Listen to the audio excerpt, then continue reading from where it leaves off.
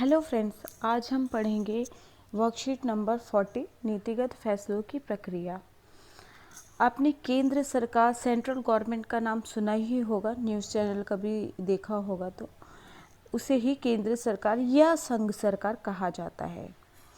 संघ सरकार जो होती है वो पूरे देश को गाइड करती है, पूरे देश का निर्णय ले सकती है और सबसे शक्तिशाली मानी जाती है सरकार। ठीक है। और उसके बाद हम पढ़ेंगे कि देश संस्थाओं में कौन कौन सी संस्थाएं आती हैं केंद्र सरकार के अंतर्गत जो होती हैं, और कौन कौन से अधिकारी आते हैं, उन सब के बारे में हम पढ़ेंगे। हमारे देश में राष्ट्रीय स्तर पर सरकार को केंद्र या संघ की सरकार कहा जाता है। केंद्र सरकार के महत्वपूर्ण फैसले लेने में भूमिका निभाने वाली संस्थाएं हैं। 3 संस्थाएं हैं। पहली कौन सी है? विधायिका, कार्यपालिका, न्यायपालिका। जो विधायिका है वो क्या करती है? कानून बनाने वाली संस्था है।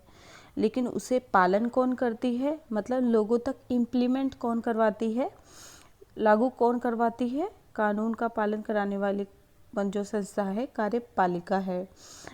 और न्यायपालिका जो है वो क्या करती है? समीक्षा करती है। विधायक होता है, विधायिका होती है जो कानून का बनाती है। कार्य मतलब जो भी इंसान कार्य करेगा वो कार्य क्या होता है? कानून को लागू कराना। ये संस्था है जो कि कानून को लागू करते हैं। इसमें कोई बेसिकली एक इंसान नहीं है, पूरी संस्था आती है, वो भी हम अगले वर्कशीट में पढ़ेंगे। फिर आती है न्यायपालिका। अगर इन दोनों संस्थाओं से किसी प्रकार की त्रुटि हो जाती है, चाहे उसे लागू करने में चाहे उसे बनाने में, तो उसकी समीक्षा न्यायपालिका करती है और उसमें बदलाव भी कर सकती है। इसके बाद हम पढ़ेंगे, हमें इन जो हमने अभी तक पढ़ी हैं ये 3 संस्थाएं, ये राजनीतिक संस्थाएं हैं, इनकी आवश्यकता हमें क्यों पड़ती है और ये क्या करती हैं। सरकार पर नागरिकों की सुरक्षा, शिक्षा, स्वास्थ्य सुविधाएं आदि मुहैया कराने की जिम्मेदारी होती है। वह कर टैक्स इकट्ठा करके सेना, पुलिस तथा विकास कार्यों पर खर्च करती है। इस तरह के कर्मों को विभिन्न संस्थाओं द्वारा किया जाता है ताकि लोकतंत्र ठीक से काम कर सके और बड़े फैसले लेने में देश के सभी प्रमुख अधिकारी शामिल होते हैं।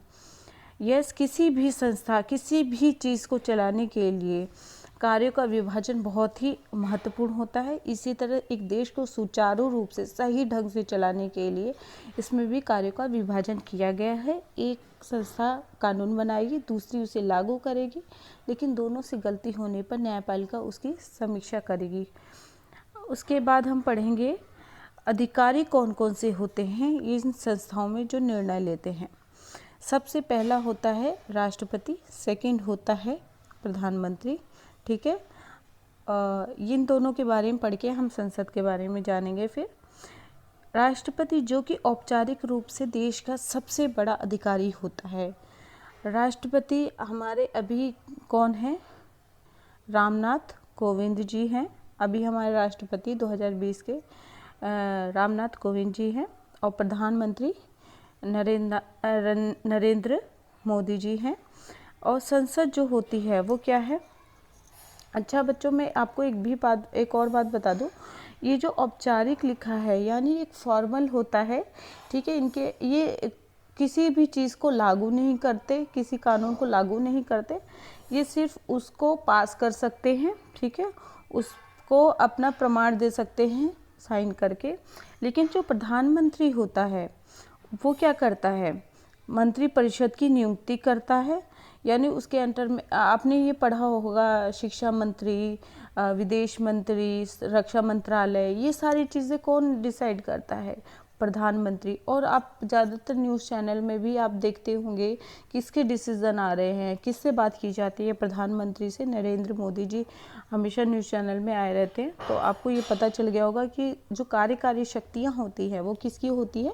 प्रधानमंत्री जी की होती हैं। उसके बाद संसद, जो संसद है उसको हम समझेंगे, संसद एक जगह है। ठीक है। जैसे ये समझेंगे एक जगह है, उसमें 3 लोग होते हैं बेसिकली। सबसे पहला होता है राष्ट्रपति, सेकंड होते हैं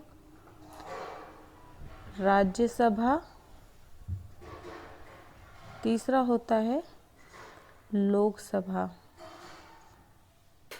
जो राष्ट्रपति होता है, ये दोनों, लोकसभा होती है, एक राज्यसभा होती है, 2 सदन होते हैं हमारे संसद में जहाँ कानून बनता है और सभी कानून से संबंधित निर्णय लिए जाते हैं, जहाँ पर बहस होती है।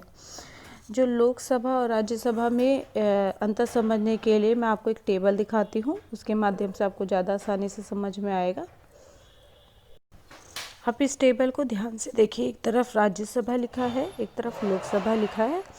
राज्यसभा जो होती है विधानसभा के निर्वाचित सदस्यों द्वारा चुने जाते हैं। जो राज्यसभा के अंतर्गत लोग चुने जाते हैं ना, वो कैसे चुने जाते हैं? विधानसभा होती है, उसमें जो लोग होते हैं, सदस्य होते हैं, वो उन्हें चुनकर भेजते हैं राज्यसभा में। और लोकसभा के लोग जो होते हैं वो मतदान यानी इलेक्शन के थ्रू डायरेक्ट जाते हैं। और राज्यसभा का कार्यकाल 6 साल होता है, जबकि लोकसभा का कार्यकाल 5 साल होता है, सिर्फ 5 वर्ष होता है। आपने देखा ही होगा, हर 5 साल में हमारे इलेक्शन होते हैं। उसके बाद स्थायी व उच्च सदन होता है। स्थायी उच्च सदन इसलिए कहा जाता है, ना तो ये कभी हटता है, सदन एकदम से खाली नहीं होता, कभी भी ये खाली नहीं होता। और ये उच्च सदन इसलिए कहा जाता है क्योंकि इसमें स्थायी रूप से लोग बने रहते हैं, सिर्फ लोग बदलते हैं, कभी भी पूरा सदन खाली नहीं होता। जबकि ये लोकसभा जो होता है, सरकार गिरने पर ये सदन खाली भी हो जाता है, क्योंकि ये लोगों द्वारा डायरेक्ट चुन के जाते हैं। अगर सरकार गिर गई तो इन्हें अपना पद छोड़ना पड़ता है सभी सदस्यों को। उसके बाद इसके सदस्यों की संख्या 250 होती है, जबकि लोकसभा के सदस्यों की संख्या कितनी होती है? 552। देन उसके बाद राज्यसभा का सदस्य बनने के लिए 30 वर्ष की आयु निर्धारित की गई है, जबकि लोकसभा के सदस्य बनने के लिए सिर्फ 25 वर्ष की आयु निर्धारित की गई है। ये आशा है आपको समझ में आ गई होगी टेबल के थ्रू। कुछ एक्स्ट्रा पॉइंट्स हैं जो मैं आपको यहाँ बताना चाहूँगी।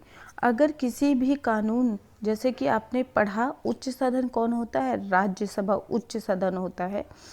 तो अगर किसी भी सदन को मतभेद होता है तो लोकसभा को प्राथमिकता मिलती है। उच्च सदन कौन होता है? राज्यसभा होती है, लेकिन प्राथमिकता किसे मिलती है? लोकसभा को। ऐसा क्यों? क्योंकि इसमें मंत्रिमंडल होता है, ठीक है, और इसका जो अध्यक्ष होता है वो प्रधानमंत्री होता है लोकसभा का, जिसके के हाथ में सभी शक्तियाँ होती हैं। पैसों के मामले में लोकसभा द्वारा पारित बजट या कानून को राज्यसभा सिर्फ 14 दिन तक अपने पास रख सकती है और सुझाव दे सकती है, जबकि लोकसभा को अधिकार है कि वो उन सुझावों को माने या ना माने। जैसे अगर कोई कानून बनाया गया और लोकसभा ने उसे पास कर दिया, फिर वो राज्यसभा को देगी, राज्यसभा उसे मना नहीं कर सकती। अगर उसे उसमें कोई प्रॉब्लम लगती है तो उसे वो सोचने का 14 दिन का टाइम ले लेती है और उसमें फेरबदल कर सकती है। फिर वो बिल वापस कर दिया जाता है लोकसभा को साइन करके, और उसमें सजेशन लिख दिए जाते हैं, लेकिन वो लोकसभा की मर्जी होती है वो उनको माने या ना माने। यानी जो पैसों से रिलेटेड जितने भी कानून होते हैं उसमें किसका अधिकार ज़्यादा होता है? लोकसभा का। सबसे बड़ी बात तो यह है कि लोकसभा मंत्री परिषद को नियंत्रित करती है। जैसा कि मैंने आपको बताया है, जितने भी मंत्रिमंडल होते हैं वो किसके अंडर में काम करते हैं? प्रधानमंत्री को। प्रधानमंत्री किसका हिस्सा होते हैं? लोकसभा का। सिर्फ वही व्यक्ति प्रधानमंत्री बन सकता है जिसे लोकसभा में बहुमत में हासिल हो। बहुमत होता है बहुत सारे वोट मिलना, यानी आधे से ज़्यादा वोट मिलना, ठीक है। लोकसभा के आधे से अधिक सदस्य यह कह दें कि उनको मंत्रिपरिषद पर विश्वास नहीं है तो प्रधानमंत्री सहित सभी मंत्रियों को पद छोड़ना पड़ेगा, जबकि राज्यसभा को यह अधिकार प्राप्त नहीं है। इसमें आपको साफ साफ लिखा है, लोकसभा के आधे से अधिक सदस्य ये कह दे कि उनको मंत्रिपरिषद पर विश्वास नहीं है। यानी जो लोकसभा के और सदस्य होते हैं, अगर वो मंत्रिपरिषद के ऊपर विश्वास नहीं करते, उन्हें बहुमत नहीं देते, तो उन्हें अपना पद त्यागना पड़ेगा। अब हम क्वेश्चन आंसर देखेंगे। देश की केंद्र सरकार से आप क्या समझते हैं, इनकी प्रमुख संस्थाओं के नाम बताओ। सबसे ऊपर जो आपने पढ़ा है वही इसके पूरे आंसर है। हमारे देश में राष्ट्रीय स्तर पर सरकार को केंद्र सरकार, यहाँ से लेके आपका ये आंसर पूरा होता है, यहाँ से लेके यहाँ तक ऐसे ही पूरा लिखेंगे। ये आपका पूरा कंप्लीट आंसर है। उसके बाद राजनीतिक संस्थाओं की आवश्यकता क्यों होती है। राजनीतिक संस्थाओं की आवश्यकता हमें क्यों होती है बच्चों, सही ढंग से कानून को चलाने के लिए। ये आपको लिखा हुआ है, मिल जाएगा। ये पूरा आप पॉइंट्स में लिखेंगे, लेकिन आप नंबर 1 और नंबर 2, नंबर 3, नंबर 4 पॉइंट्स आपको यहाँ मिल जाएंगे आसानी से। इसके बाद संस्थाओं के प्रमुख निर्णय लेने में कौन कौन अपनी भूमिका निभाते हैं। अधिकारी, ठीक है, अपनी प्रमुख भूमिका निभाते हैं। ये आपने 3 अधिकारियों को नाम 2 अधिकारी और 1 संसद का पढ़ा है, ये आप लिख देंगे। ये आपका 3rd का आंसर हो जाएगा। उसके बाद 4th का है क्वेश्चन, लोकसभा राज्यसभा में क्या अंतर है। लोकसभा राज्यसभा में आप ये वाला आंसर नहीं लिखेंगे जो आपको इस टेबल में दिया है, जो मैंने आपको पहले बताया है वो आप आंसर लिखेंगे। मैं आपको दोबारा दिखा देती हूँ। ये आप सारे डिफरेंस उसमें लिखेंगे, अंतर। ये आपका लास्ट आंसर होगा। Okay, thank you. आशा है आपको समझ में आया होगा। अगर आपको ये वर्कशीट समझ में आई हो तो मेरे चैनल को लाइक सब्सक्राइब करें, ताकि आगे आने वाली वीडियो की नोटिफिकेशन आपको आसानी से मिल जाए।